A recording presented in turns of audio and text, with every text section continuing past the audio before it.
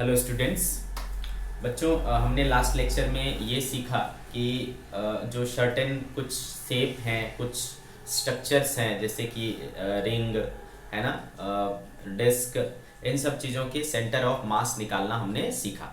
तो उसमें हमने सीखा कि अगर सिमेट्रिकल बॉडी है, ठीक है, सिमेट्रिकल बॉडी है, कंप्लीट बॉडी है, तो उसका सेंटर ऑफ मास हमेशा उसके ज्योमेट्रिकल सेंटर पर होगा, और अगर सिमेट्री नहीं है तो हमें उसका सेंटर ऑफ मास निकालना पड़ता है। इसमें हमने देखा कि रिंग का क्या होता है बेटा, 2r/π होता है। डिस्क का सेमी सर्कुलर डिस्क का क्या होता है, 4r/3π होता है। हेमिस्फेयर का, हॉलो हेमिस्फेयर का r/2, सॉलिड हेमिस्फेयर का 3r/8 है ना, और हॉलो कोन का h/3 एंड सॉलिड कोन का h/4 है ना। तो इस तरीके से हमने कुछ चीज़ों के कैसे निकाले जाते हैं सेंटर ऑफ मास, ये चीज़ें देखा। अब हम लोग ये देखेंगे कि ये जो हमने सेंटर ऑफ मास निकाला उसका यूज क्या है, क्या फ़ायदा होता है। तो मैंने आपको अक्सर बोला कि जब हम एक एक्सटेंडेड बॉडी की बात करते हैं, एक कंप्लीट बॉडी की बात करते हैं, तो उसमें क्या होता है बेटा, कई सारे पॉइंट्स होते हैं। ठीक है, एक बॉडी में कई सारे पॉइंट्स होते हैं। अगर हम हर एक पॉइंट्स के मोशन को ऑब्जर्व करेंगे तो हमारे लिए ये काफ़ी डिफिकल्ट हो जाएगा, है ना। अगर हम कंप्लीट बॉडी के हर एक पॉइंट को ऑब्जर्व करेंगे तो ये हमारे लिए काफ़ी मुश्किल होगा। जैसे कि फॉर एग्जांपल ये चीज़ है ना, इस चीज़ को अगर मैं इस तरीके से ऐसा करके फेंकूं, ठीक है, तो बेटा क्या होगा, जब मैंने इसको ऐसा थ्रो किया है ना, तो ये घूमता हुआ ऐसा आ रहा है, ठीक है, इस तरीके से आ रहा है और ये ऐसा गिर रहा है। आ रही बात समझ में, है ना। इस चीज को मैंने ऐसा फेंका तो ये ऐसा जा करके गिरेगा, अंडरस्टूड। ये ऐसा जा करके गिरेगा, आपको दिखेगा ये। साथ में आप इसके, है ना, इसके मोशन को देखोगे तो क्या होगा, ऐसा घूम के ऐसा घूम के ऐसा घूम के ऐसा घूम के ये जा रहा है, ठीक है। तो क्या होगा बेटा, किसी समय हाँ ये ऐसा रहेगा, किसी समय ये ऐसा हो जाएगा, किसी समय ये ऐसा हो जाएगा, किसी समय ये ऐसा हो जाएगा, ठीक है। तो देखो, आप अगर एक पर्टिकुलर पॉइंट को कंसीडर करोगे तो ये पॉइंट देखो कैसा मोशन कर रहा है, कभी ये ऐसा जा रहा है, कभी ऐसा जा रहा है, कभी ऐसा जा रहा है, कभी ऐसा जा रहा है, कभी ऐसा जा रहा है। तो ये शेप ना अजीब ही हो रहा है, ठीक है। एक पर्टिकुलर पार्टिकल की मोशन को अगर देखेंगे तो वो बड़ा ही अजीब टाइप का मोशन कर रहा है, कुछ समझ में नहीं आ रहा कि स्ट्रेट लाइन कर रहा है, सर्कुलर कर रहा है, प्रोजेक्टाइल कर रहा है, कुछ भी समझ नहीं आ रहा है, ठीक है। तो ये जो मोशन है ना, हर एक पार्टिकल का, वो थोड़ा अजीब हो जाएगा, है ना। हमने कुछ सिंपल टाइप के मोशंस पढ़े हैं कि motion in a straight line, motion in a plane, motion in projectile motion, circular motion, इस तरह के मोशन हमने पढ़े हैं अच्छे से। लेकिन यहाँ पर क्या दिख रहा है, ये अजीब ही टाइप का मोशन है, ये हमने पढ़ा ही नहीं, ठीक है। तो ये हमारे लिए क्या हो जाता है, काफी ज्यादा डिफिकल्ट हो जाता है। बट इसमें एक चीज देखा गया कि ये जो ये है ना, पेन है अगर, तो उसका जो सेंटर ऑफ मास है, सेंटर ऑफ मास वो हमेशा इस पर लाई करेगा। सेंटर ऑफ मास को अगर आप ऑब्जर्व करोगे तो वो हमेशा यहीं पर रहेगा। मतलब सेंटर ऑफ मास को अगर सिर्फ देखोगे तो वो देखो कैसा दिख रहा है, ये पैराबोलिक पाथ लेते हुए दिख रहा है, जो कि प्रोजेक्टाइल मोशन हुआ करता था। याद करो, जो कि प्रोजेक्टाइल मोशन हुआ करता था। तो इसके जो सेंटर ऑफ मास का मोशन है वो ऑब्जर्व करना आसान है, इजी है ना बेटा, ठीक है। तो हम क्यों, और ये भी जानते हैं कि सेंटर ऑफ मास क्या होता है बेटा, वो पॉइंट है जहां पर आप मान सकते हो कि उस बॉडी का टोटल मास कॉन्सेंट्रेटेड है। प्लस हम ये भी जानते हैं कि बॉडी के डिफरेंट डिफरेंट पार्ट पर डिफरेंट डिफरेंट फोर्सेस के जगह है, अगर आप, है ना, टोटल फोर्स को उसके सेंटर ऑफ मास पे लगा दो तो भी सेम इंपैक्ट देगा, सेम एक्सेलरेशन देगा, है ना, सेम नेट एक्सेलरेशन देगा और सेम टाइप का वो मोशन आपको दिखाएगा। तो हम क्यों हर एक इंडिविजुअल पार्टिकल के पास जाएं, क्यों ना हम उसके सेंटर ऑफ मास को ही पकड़ करके उसके ऊपर काम करें, ठीक है। तो इस वजह से हमारा सेंटर ऑफ मास काफी इंपॉर्टेंट हो जाता है, क्योंकि बाकी सारे पार्टिकल्स के अगर हम करने जाएंगे तो वो हमारे लिए काफी ज्यादा डिफिकल्ट होगा, ठीक है। तो इस वजह से सेंटर ऑफ मास काफी ज्यादा इंपॉर्टेंट हो जाता है, ठीक है। तो हमको पूरे हर एक पार्टिकल के मोशन को ऑब्जर्व करने की जरूरत नहीं है। इस पूरे डिस्कशन से हमें यह समझ में आया कि हमें हर एक पार्टिकल के मोशन को डिस्कस करने की जरूरत नहीं है। हमें सिर्फ और सिर्फ क्या बात करनी चाहिए, उसके सेंटर ऑफ मास के मोशन की बात करनी चाहिए। वही हमें क्या बताएगा, पूरे बॉडी के टोटल जो मोशन हो रहा है, नेट मोशन के बारे में इंफॉर्मेशन दे देगा। आगे बात समझ में, तो हम लोग बात करते हैं motion of centre of mass. Motion of centre of mass, ठीक है, सेंटर ऑफ मास की मोशन की बात करते हैं। चलो देखते हैं क्या होता है। हमको पता है बेटे कि सेंटर ऑफ मास क्या होता है। अगर मैं x सेंटर ऑफ मास लूं तो ये होता है m1 x1 plus m2 x2 plus m3 x3 plus plus plus plus so on upon m1 plus m2 plus m3 plus so on. ठीक है, ऐसा हो जाता है बेटा। तो ये टोटल मासेस जब करोगे तो ये आपको क्या देगा बेटा, पूरे सिस्टम का मास देगा। ठीक है, तो x centre of mass is equals to m1 x1 plus m2 x2 plus plus plus upon, इसको मैं टोटल मास बोल सकता हूं, है ना बेटे, इसको मैं टोटल मास बोल सकता हूं। तो अगर मुझे इसका है ना, इसके सेंटर ऑफ मास का वेलोसिटी देखना है, मोशन देखना है, तो क्या करूंगा बेटा, डिफरेंशिएट कर दूंगा। तो ये क्या हो जाएगा, dx centre of mass by dt equals to 1 upon capital M, constant हो जाएगा। ठीक है, m1 dx1 by dt plus m2 dx2 by dt plus so on होता चला जाएगा। ठीक है, तो आप बताओ बेटा dx centre of mass by dt क्या हो गया। x सेंटर ऑफ मास क्या है, पोजीशन ऑफ सेंटर ऑफ मास है, उसका आप डिफरेंशिएशन कर रहे हो टाइम के साथ, तो आपको ये क्या देगा बेटा, velocity of centre of mass देगा। ठीक है, this will give you velocity of centre of mass. ठीक है, तो 1 upon capital M equals to m1, ये देखो x1 क्या है, पोजीशन ऑफ पार्टिकल 1 है, उसका रेट जो है वो आपको क्या दे देगा, v1 दे देगा, m1 v1 plus m2 v2 plus plus so on, इस तरीके से दे देगा आपको। Therefore velocity of centre of mass equals to क्या हो जा रहा है, देखो m1 v1 plus m2 v2 and so on upon capital M। ठीक है, ये मिल रहा है आपको, जिसमें आपका कैपिटल M क्या है बेटा, m1 plus m2 plus so on. ठीक है, तो आप इसको इस तरीके से भी लिख सकते हो, velocity of centre of mass equals to m1 v1 plus m2 v2 and so on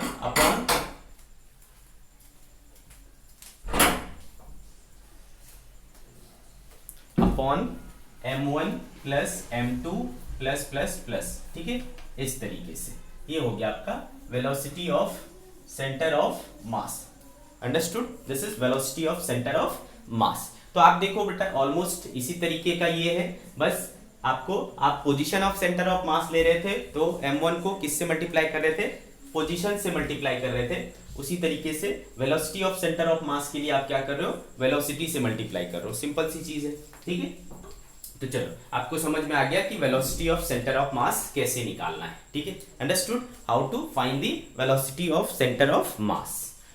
अब आगे बढ़ते हैं और बात करते हैं कि अगर मैं इसको एक बार और डिफरेंशिएट कर दूं, ठीक है, if you differentiate it once more तो क्या मिलेगा। ठीक है, तो बताओ भाई क्या मिलेगा।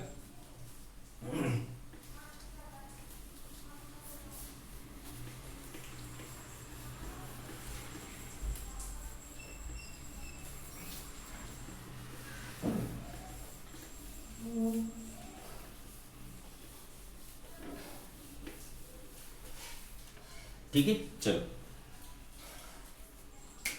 तो since velocity of centre of mass equals to m1 v1 plus m2 v2 plus plus plus upon capital M, तो इसको एक बार और डिफरेंशिएट करते हैं तो क्या हो जाएगा बेटा, d velocity of centre of mass upon dt equals to क्या हो जाएगा बेटे, 1 अपॉन m constant term m1 dv1 by dt plus m2 dv2 by dt plus plus plus, ऐसा होगा। अब velocity of centre of mass का क्या होता है बेटा बताओ, है ना, सॉरी वेलोसिटी को डिफरेंशिएट करते हो एक बार तो क्या मिलता है, एक्सेलरेशन मिलता है। तो यहां से आपको क्या मिल जाएगा, acceleration of centre of mass आ जाएगा, ठीक है, acceleration of centre of mass हो जाएगा 1 upon capital M equals to क्या हो जाएगा m1, ये क्या हो जाएगा बेटा एक्सेलरेशन ऑफ पार्टिकल 1, ये क्या हो जाएगा acceleration of particle 1 and so on, ठीक है। तो therefore acceleration of centre of mass is m1 a1 plus m2 a2 and so on upon capital M यानी टोटल मास और किस तरीके से निकाल सकते हो, इस तरीके से निकाल सकते हो। तो ये देखो आपको acceleration of centre of mass मिल गया। तो आप क्या देख पा रहे हो कि हर किसी में सेम ही चीज यूज हो रहा है, ठीक है, आ रही बात समझ में। m1x पोजीशन के टर्म में आप पोजीशन से कर रहे थे, वेलोसिटी में आप वेलोसिटी से कर रहे हो और एक्सेलरेशन में आप एक्सेलरेशन से कर रहे हो, है ना। तो कुछ डिफरेंट नहीं है यहाँ पर। इतनी कहानी समझ में आ गई आपको बेटा, बहुत अच्छी बात है। Okay now see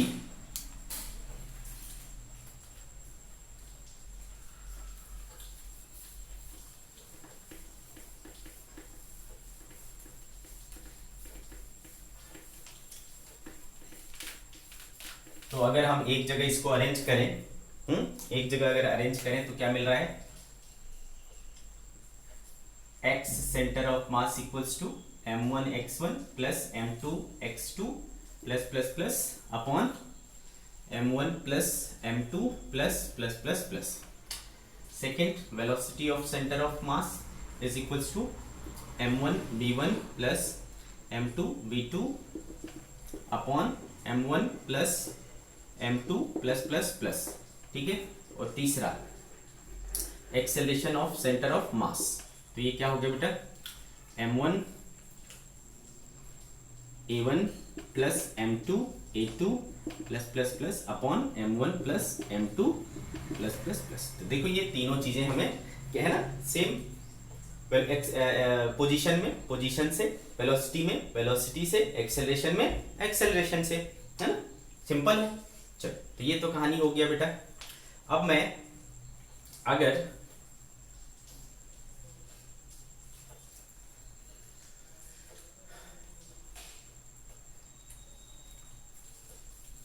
from equation 2 देखूं, ठीक है, फ्रॉम इक्वेशन 2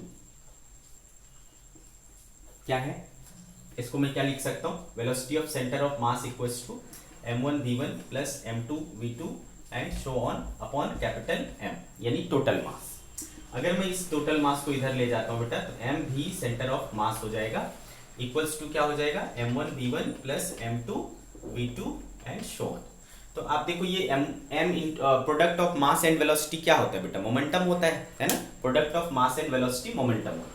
तो ये फर्स्ट पार्टिकल का मोमेंटम, ये सेकेंड पार्टिकल का मोमेंटम और इसी तरीके से जुड़ता चला जाएगा, ठीक है। तो आप हर एक पार्टिकल के मोमेंटम को क्या कर रहे हो, ऐड कर रहे हो, तो आपको क्या मिलेगा बेटा, टोटल मोमेंटम मिल जाएगा, है ना। तो m into v centre of मास जो है वो क्या हुआ आपका टोटल मोमेंटम हुआ, है ना बच्चे, ये क्या हुआ आपका टोटल मोमेंटम हुआ। Mass into velocity of centre of मास आपको क्या दे दिया, टोटल मोमेंटम के बराबर दे दिया। आगे बात समझ में क्लियर है। अच्छा अब मैं अगर ऐसा करूं, अगर मैं ऐसा करूं कि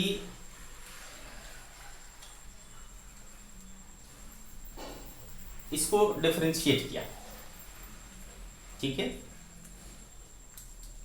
इसको अगर मैंने डिफरेंशिएट किया, ठीक है, तो क्या हो जाएगा बेटा, डिफरेंशिएटिंग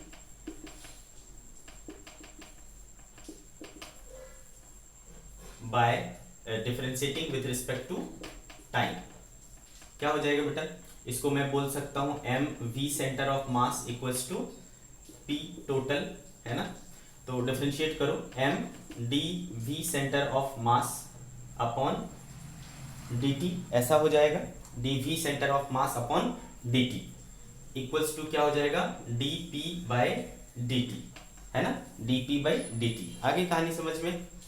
अब आप देखो बेटा D V centre of mass by D T क्या हो जाएगा, acceleration of centre of mass हो जाएगा।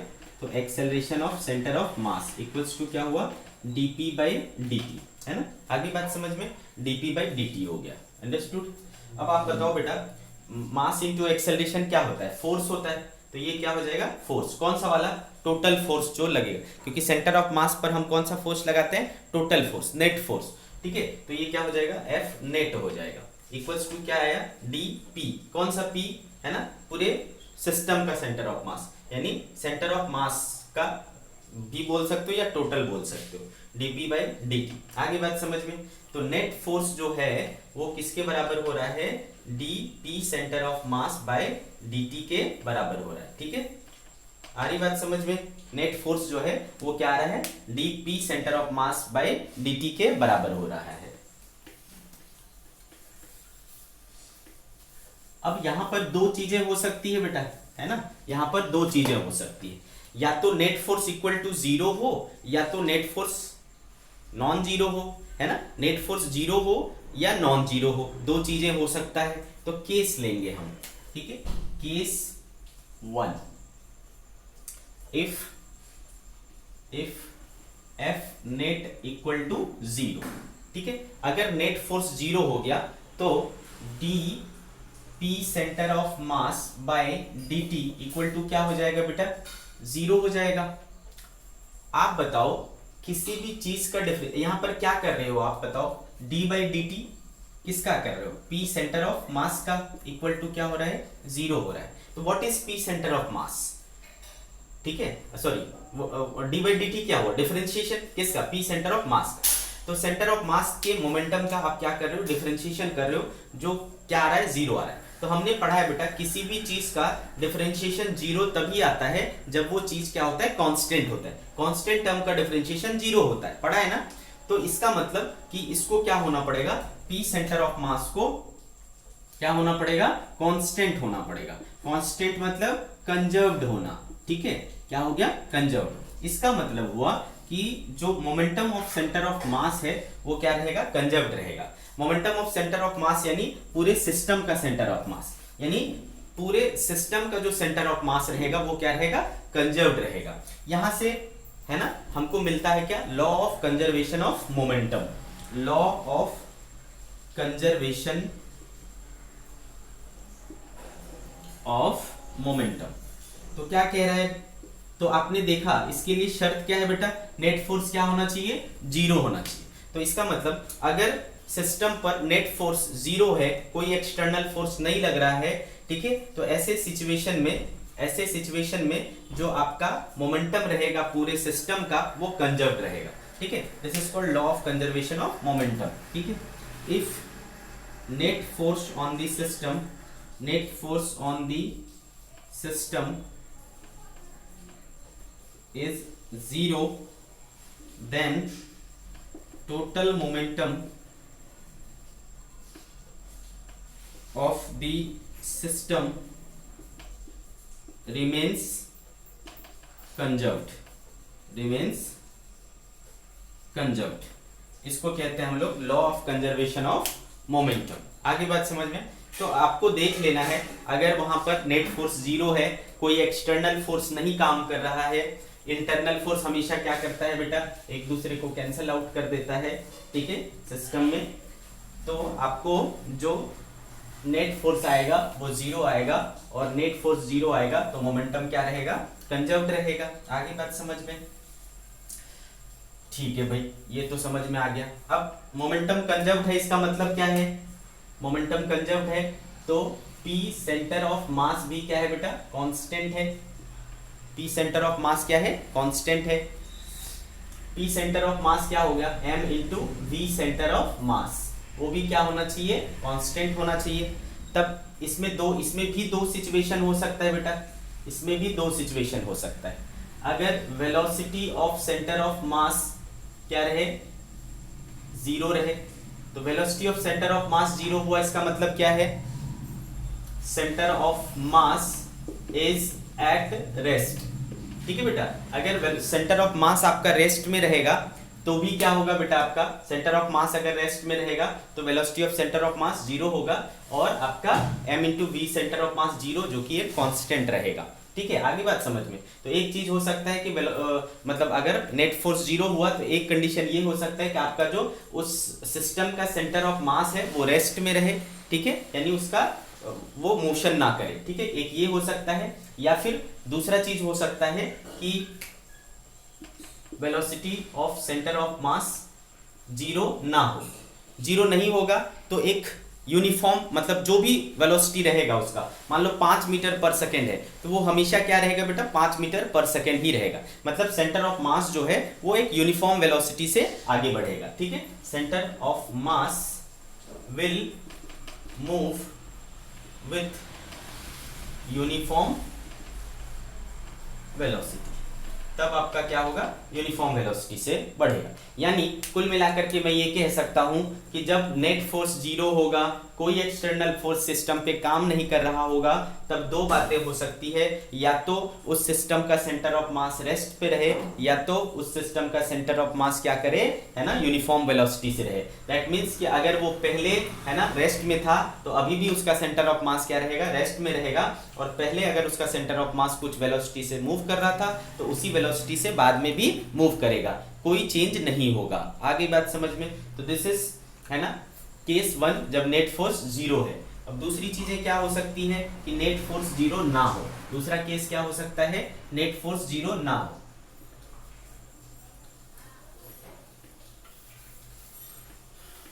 अगर नेट फोर्स जीरो नहीं हुआ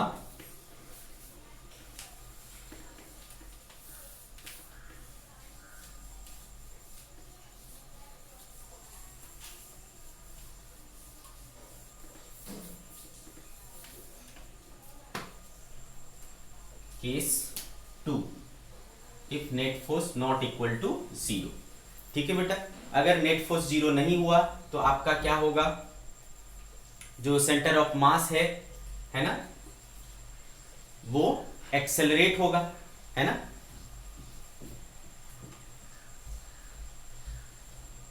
तो एक्सेलरेशन ऑफ सेंटर ऑफ मास क्या होगा, नॉन जीरो हो जाएगा, है ना बेटा।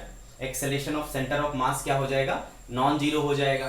तो इस कंडीशन में जब एक्सेलरेशन होगा सेंटर ऑफ मास का, है ना, जीरो नहीं होगा, तो उस सिचुएशन में आपको क्या करना है, सारी चीजें जो यूज करनी है वो सेंटर ऑफ मास पे यूज करना है, ठीक है।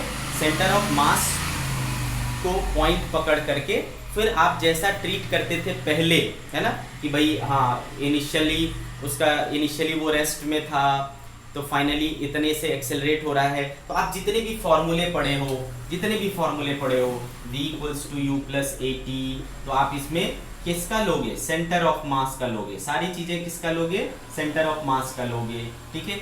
s equals to U T plus half A T square, तो इसमें ये सब किसका लोगे, सब सेंटर ऑफ मास का लोगे, ठीक है, सेंटर ऑफ मास का। तो डिस्प्लेसमेंट भी किसका आएगा बेटा, सेंटर ऑफ मास का आएगा। आगे कहानी समझ में आपको, ठीक है।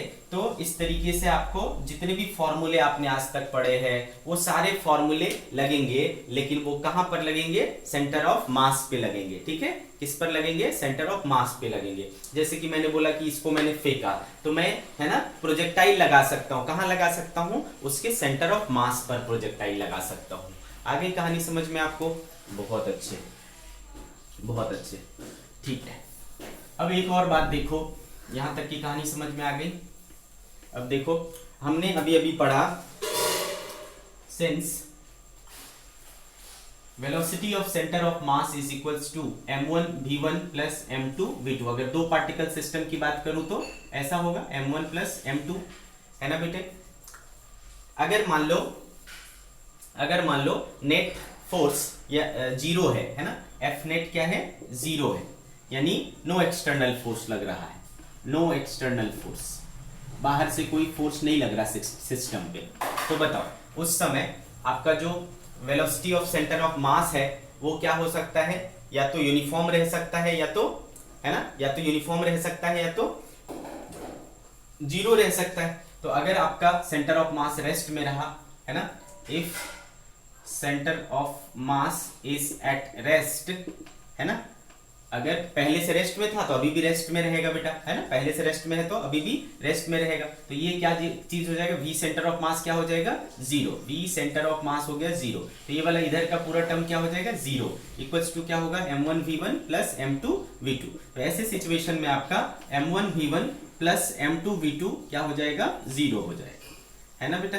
ऐसे सिचुएशन में m1v1 प्लस m2v2 क्या हो जाएगा, जीरो हो जाएगा। ठीक है, अब हम इन सब चीजों को क्या करेंगे, एग्जाम्पल के थ्रू समझेंगे। ठीक है, एग्जाम्पल के थ्रू समझेंगे कि कैसे यूज करना है। सर इन्हें जो इतनी सारी बातें बताई उसका यूज क्या है। चलो एग्जाम्पल लेते हैं।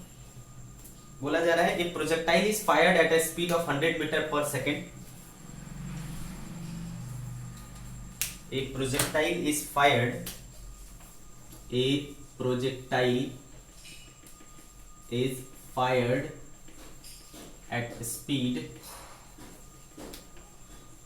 100 मीटर पर सेकेंड, है ना। प्रोजेक्टाइल, हमने प्रोजेक्टाइल मोशन पढ़ा है बेटा, at an angle of 37 degree, at an angle of 37 degree, 37 degree above the horizontal, above the horizontal, horizontal के साथ 37 डिग्री पर फेंका। At the highest point the projectile breaks into, at the highest point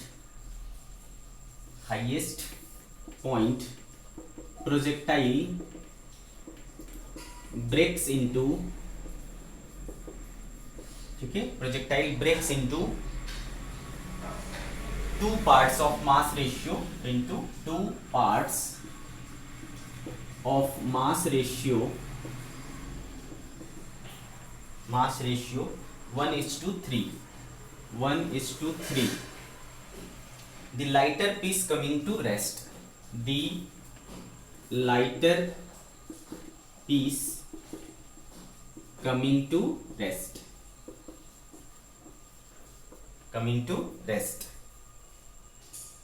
find the distance from the launching, find the distance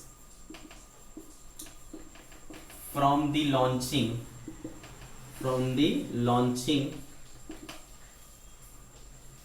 point to the point where the heavier piece lands, from the launching point to where the heavier piece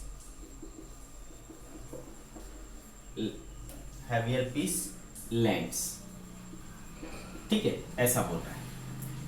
तो question देखो क्या कह रहा है आपको, कि एक projectile को फेंका 100 मीटर पर सेकेंड से, प्रोजेक्टाइल को फेंका 100 मीटर पर सेकेंड से, कितने एंगल पर, 37 डिग्री पर, है ना। तो ये क्या होगा बेटा, इस तरीके से जाएगा।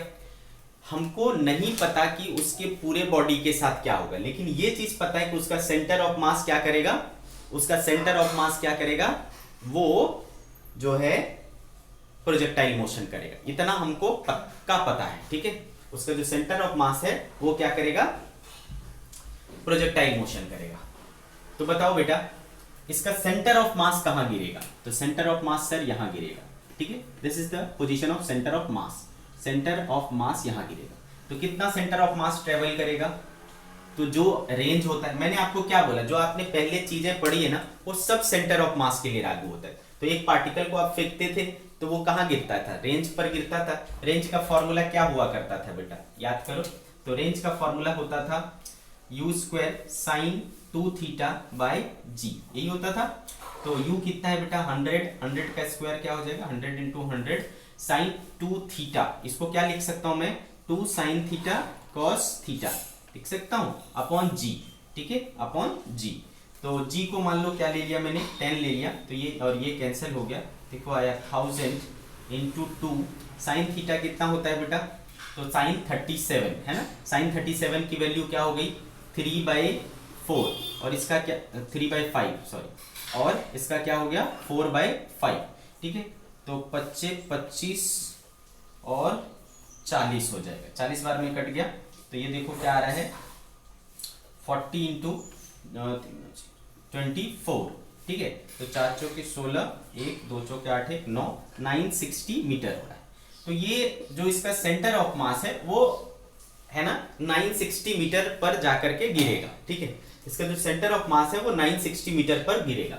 अब आगे क्या बोल रहा है कि एट द हाईएस्ट पॉइंट, इसका जो हाईएस्ट पॉइंट है ये वाला पॉइंट, यहां पर जाकर के वो क्या हो रहा है, जो ब्लॉक है वो 1:3 रेशियो में टूट जाता है, ठीक है। 1:3 रेशियो में टूट जाता है।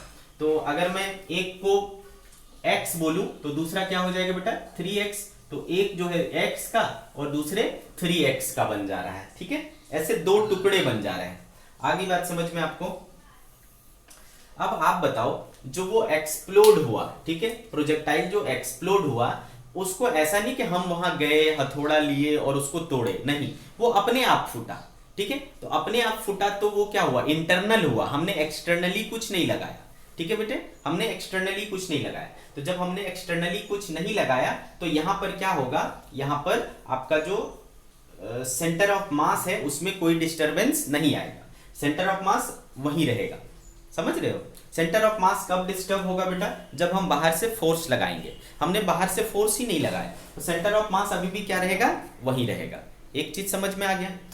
फिर आगे क्या बोलता है कि उसमें से जो छोटा वाला है लाइटर, वो क्या होता है, वहीं पे गिर जाता है, ठीक है। ये छोटा वाला जो है वो यहीं पे गिर गया, यहां आ गया, तो x वाला यहां, और जो दूसरा है वो कहां जाएगा हमको पता करना है। तो मान लो बेटा कि वो कहां गया, वो इधर कहीं गया, ठीक है, वो कहीं इधर गया, कौन सा वाला, 3x वाला। आगे बात समझ में, ठीक है बेटा।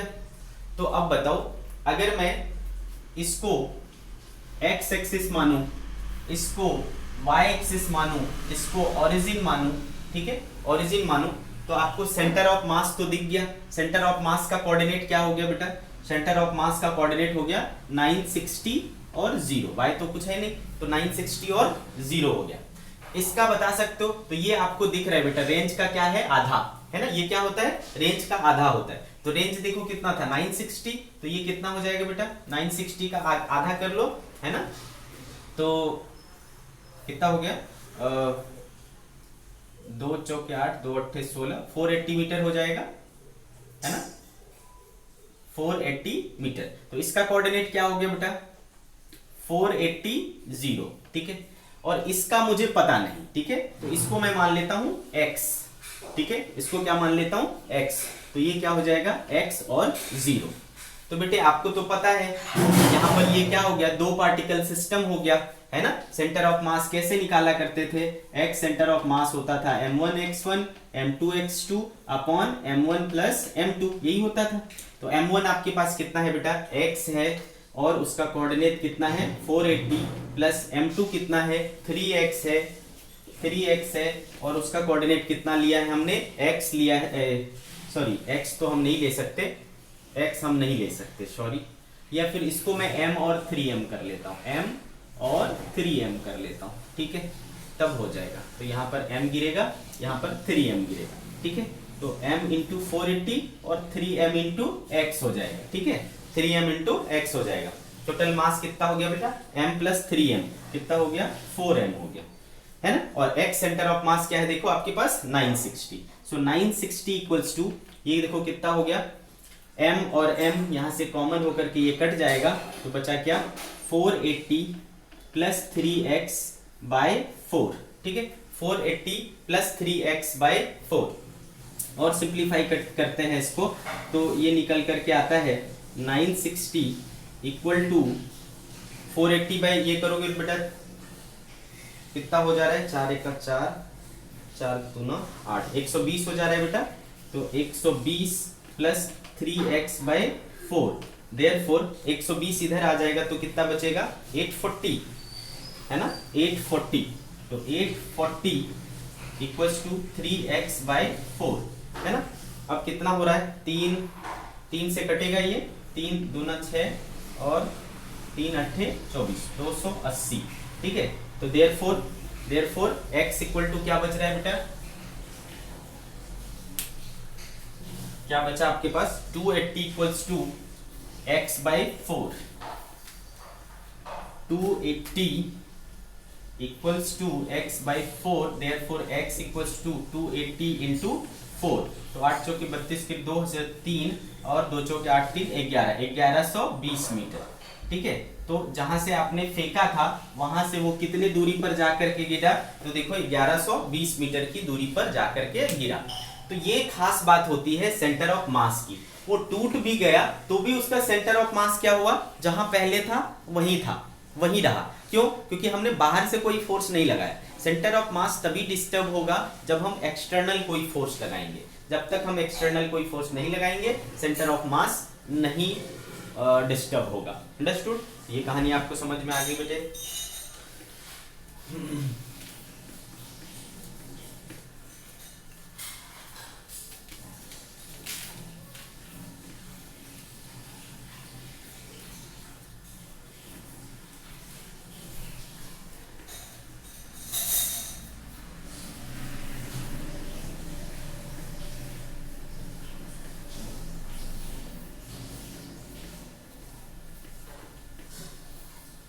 चलो next example.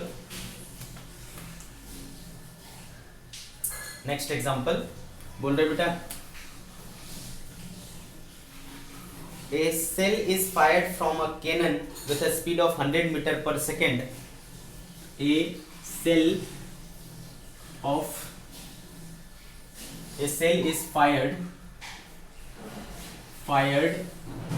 from a cannon आप समझते हो बेटा, कैनन मतलब तोप। ठीक है, तोप से एक गोले को फेंका जाता है with a speed of 100 metre per second, with a speed of 100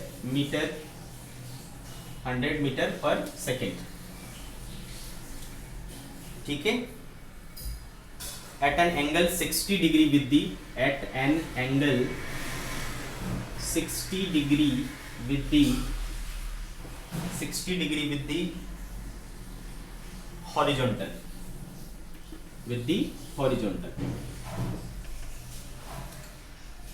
at the highest point of its trajectory, at the highest point of its trajectory,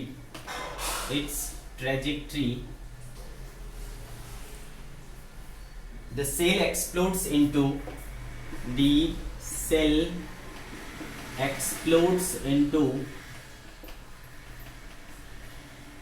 two equal fragments,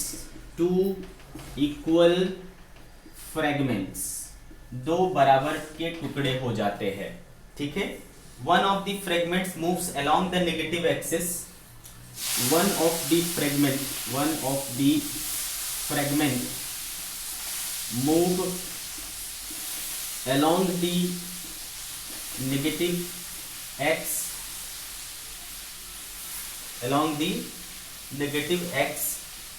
direction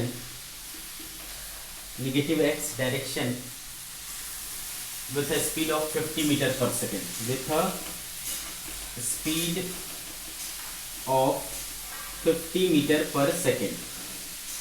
What is the speed of the other fragment? What is the speed of other fragment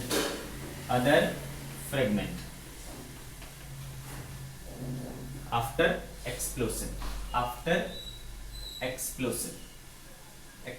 के बाद दूसरे fragment का क्या ये रहेगा।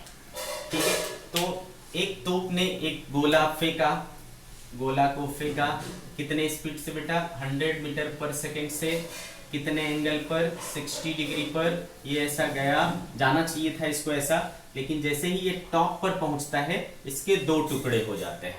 ठीक है, दोनों बराबर के टुकड़े हैं, तो दोनों का मास मैंने m मान लिया। उसमें से बोला, अच्छा मैं पहले फूटने के पहले की बात करता हूँ। तो फूटने के पहले ये दोनों क्या थे बेटा, एक साथ थे, ध्यान से समझना है ना। फूटने से पहले, एक्सप्लोड करने से पहले दोनों एक साथ थे।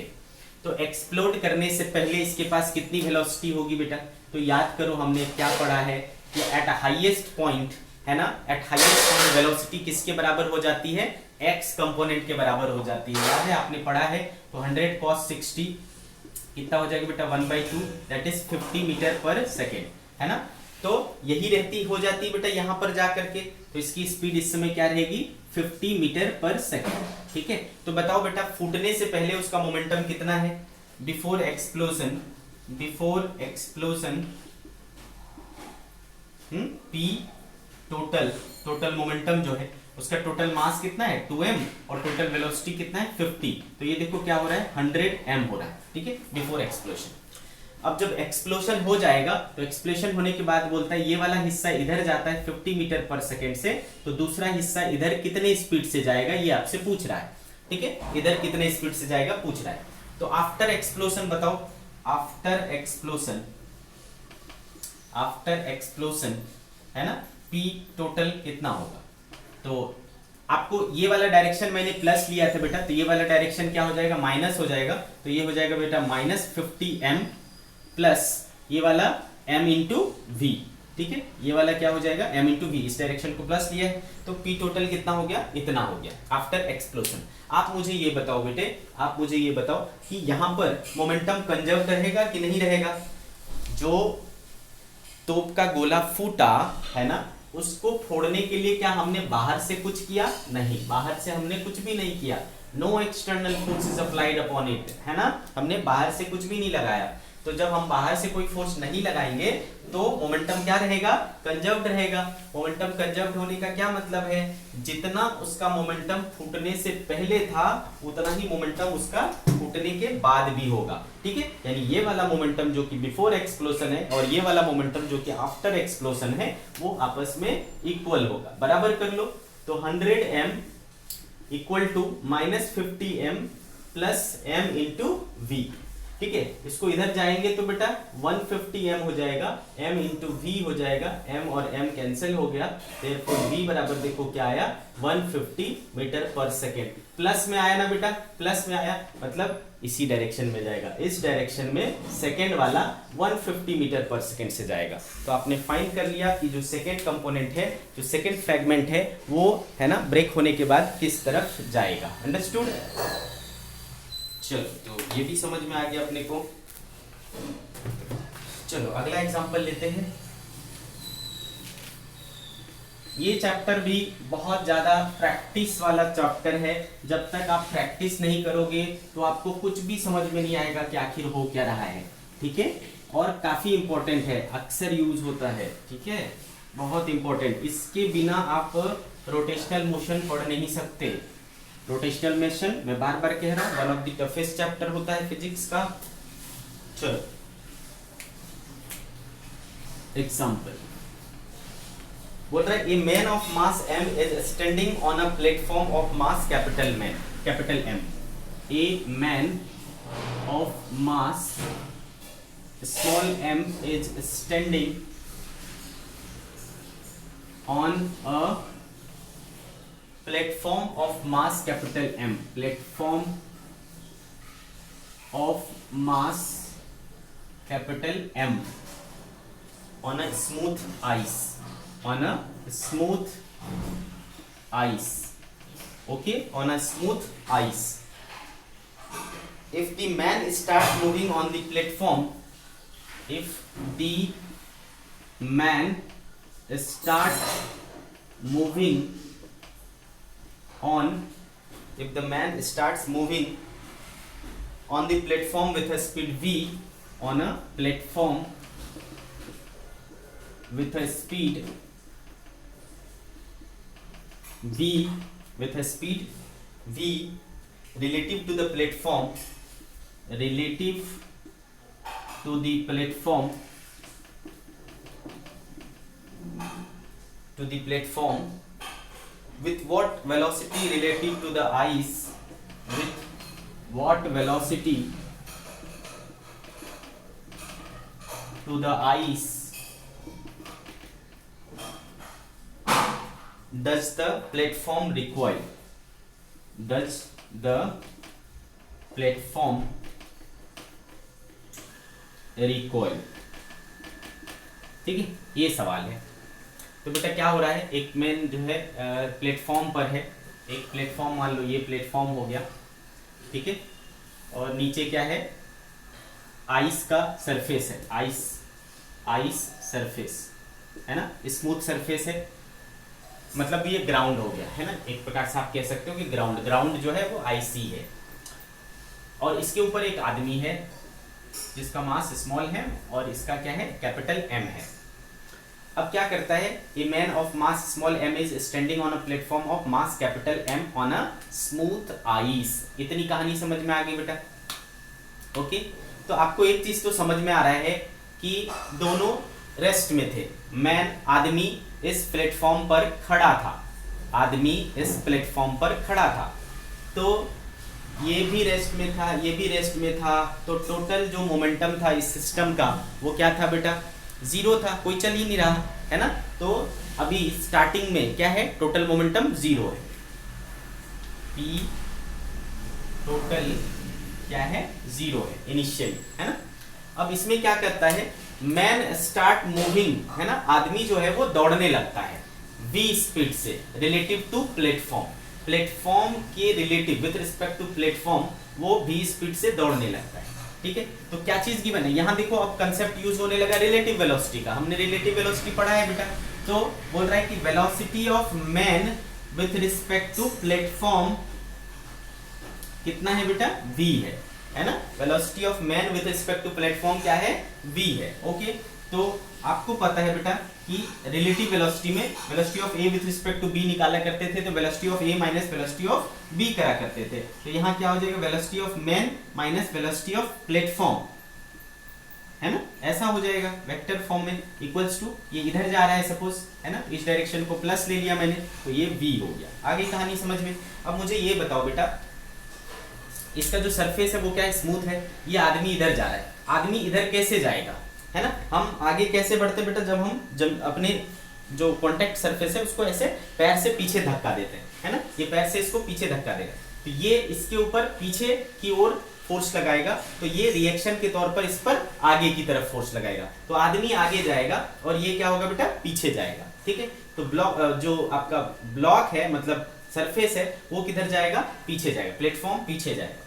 तो प्लेटफॉर्म गया इस तरफ, आदमी गया इस तरफ, प्लेटफॉर्म की स्पीड मान लो vp बोल लिया, क्योंकि इस डायरेक्शन को मैंने प्लस लिया है तो ऑब्वियसली इस डायरेक्शन को मुझे क्या लेना पड़ेगा बेटा, माइनस लेना पड़ेगा। तो velocity of man minus velocity of platform आपको क्या दिख रहा है, माइनस vp इक्वल्स टू क्या हो रहा है बेटा, v, तो ये माइनस माइनस प्लस हो गया, तो आप देख पा रहे हो कि वेलोसिटी ऑफ मैन कितना आ रहा है, v माइनस vp, ठीक है। तो आदमी की एब्सोल्यूट वेलोसिटी जो है ना, आदमी की जो एब्सोल्यूट वेलोसिटी है वो कितना है, v माइनस vp। आगे कहानी समझ में। तो बेटा अब देखो, अब क्या हो रहा है, आदमी इधर चल रहा है, प्लेटफॉर्म इधर चल रहा है, तो अब जो है दोनों के पास मोमेंटम आ चुका है, अब दोनों के पास मोमेंटम आ चुका है, तो अब जो मोमेंटम होगा p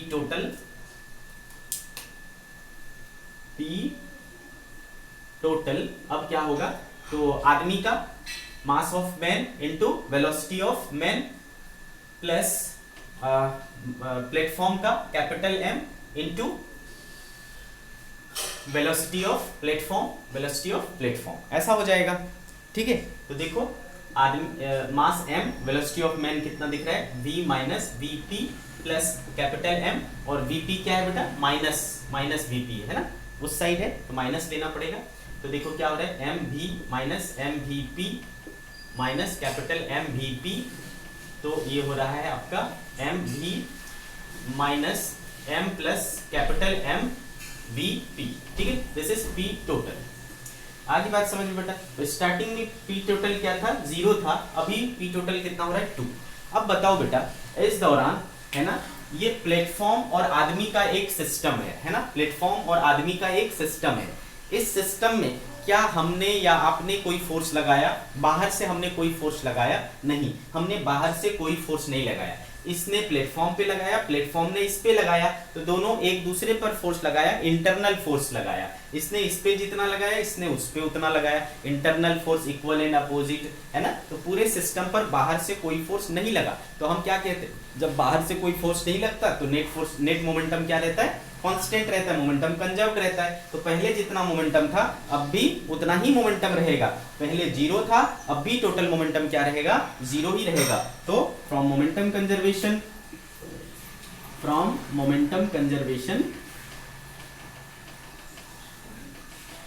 फ्रॉम मोमेंटम कंजर्वेशन इसको बराबर कर लो, तो M V minus M plus M V P बराबर क्या हो जाएगा बेटा 0। तो देयरफॉर एम वी बराबर क्या हो गया M plus M V P. Therefore velocity of platform is M upon M plus capital M V. ऐसा हो गया आपका उस प्लेटफॉर्म की स्पीड, है ना, यही चाहिए था हमको, प्लेटफॉर्म की स्पीड चाहिए थी, है ना। With what velocity with respect to the ice platform recoil, platform किस स्पीड से जाएगा M V upon M plus M, है ना, M V upon M plus M. Understood, ठीक है, आगे कहानी समझ में, ओके। चलो तो ये कहानी हो गई बेटा। इस तरीके के बहुत क्वेश्चंस आते हैं, आप जितना प्रैक्टिस करोगे आपके लिए उतना बेहतर है। एक और एग्जांपल लेंगे और आज की सभा समाप्त करेंगे, बिल्कुल मिलता जुलता।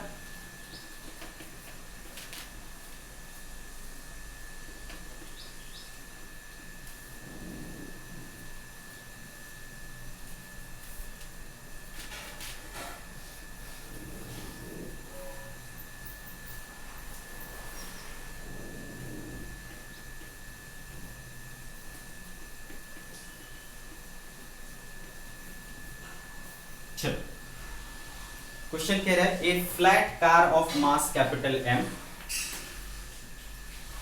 ए flat car of mass capital M is at rest on a frictionless floor, on a frictionless floor। frictionless बोला मतलब बेटा कोई फ्रिक्शन नहीं लग रहा है। with a child of mass m standing on it, with a child of mass small m standing at its edge, standing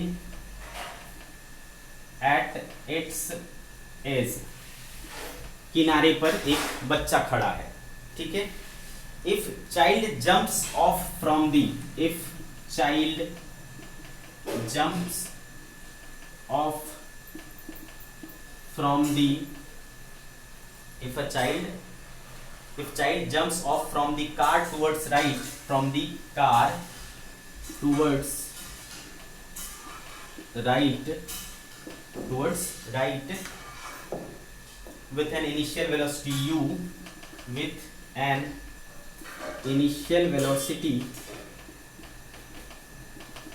u with respect to the car। ध्यान रहे ये किसके रिस्पेक्ट में है, with respect to the car है, ठीक है, with respect to the car। find velocity of the car, find velocity of the car, city of the car after its jump, after its jump के बाद car की speed क्या हो जाएगी, ठीक है, इस चीज को निकालना है, ओके। तो बेटा हमने एक फ्लैट कार बना ली, है ना, ये रहा आपका फ्लैट कार और ये फ्रिक्शनलेस सरफेस, ठीक है। इस किनारे पर लड़का खड़ा था, बच्चा खड़ा था। ये पूरा सिस्टम क्या था बेटा, पहले रेस्ट में था, स्टार्टिंग में the entire system is at rest. तो टोटल मोमेंटम क्या होगा बेटा 0, तो इनिशियली टोटल मोमेंटम आपका 0। अब बोल रहा है कि जो बच्चा है वो जंप मारता है, किस स्पीड से, u स्पीड से, विथ रिस्पेक्ट टू कार, है ना, यानी वो जो कार है वो जो स्पीड है वो दिया हुआ है velocity of child with respect to car दिया हुआ कितना बेटा v, मान लो इस तरफ जंप मारता है, ठीक है। तो दिस इज रिलेटिव वेलोसिटी, तो इसको मैं क्या लिख सकता हूँ, velocity of child minus velocity of car equals to v। इस डायरेक्शन को प्लस लिया है मैंने, ठीक है, तो ये वेक्टर फॉर्म में होता है बेटा।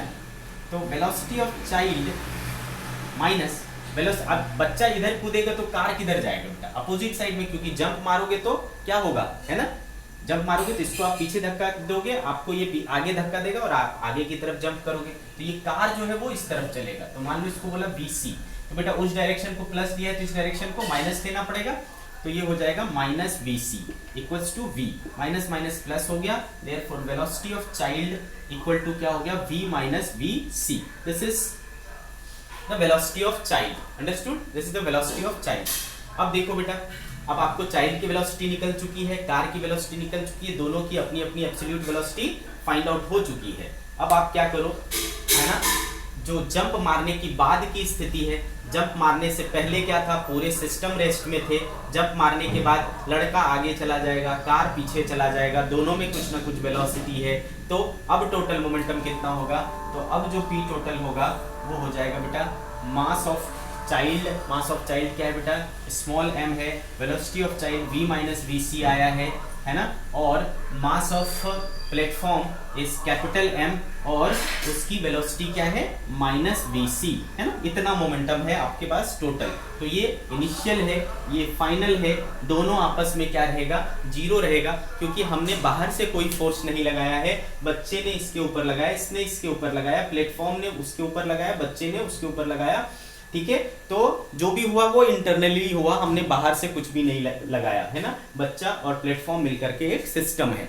तो जब हमने बाहर से कोई फोर्स नहीं लगाया तो मोमेंटम क्या रहेगा, कंजर्व रहेगा, तो पहले जीरो था, अभी भी ये जीरो रहेगा, तो इक्वल टू जीरो कर लो, ये उधर जाएगा, तो m into V minus V C is equals to, अच्छा इसको पहले वो कर लो, तो M V minus M V C minus capital M V C equals to zero, तो M V minus M plus capital M V C, है ना, equal to zero, therefore V C equals to आ रहा है m upon m plus capital M into V. तो same देखो जैसा पीछे था वैसा ही इसका भी आया, अंडरस्टूड, ठीक है भाई। तो आपको इस तरीके के बहुत सारे एग्जाम्पल आपके डीसी पांडे में भी मिल जाएंगे, आप इसके ऊपर प्रैक्टिस करिए, प्रैक्टिस करना बहुत जरूरी है, तभी इसके कंसेप्ट आपको समझ में आएंगे। ओके बच्चों, बाय बाय।